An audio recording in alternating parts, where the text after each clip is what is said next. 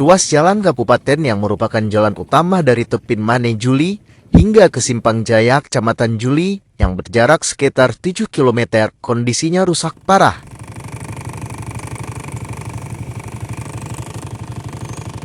Aspal pada badan jalan sebagian sudah terkulpas, sehingga menyulitkan pengendara roda 2 maupun roda 4 untuk melintas.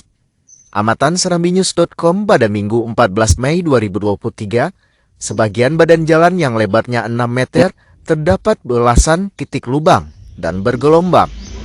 Para pengendara harus memperlambat laju kendaraan untuk menghindari lubang yang hampir merata di sepanjang jalan.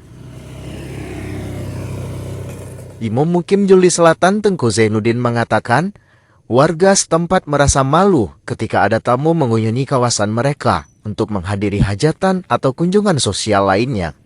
Padahal, hampir setiap musrembang banyak pejabat yang melintas dan melihat kondisi kerusakan jalan di desa mereka.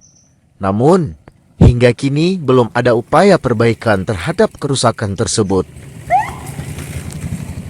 Dari Birun, Yusmadin Idris, serambinews.com.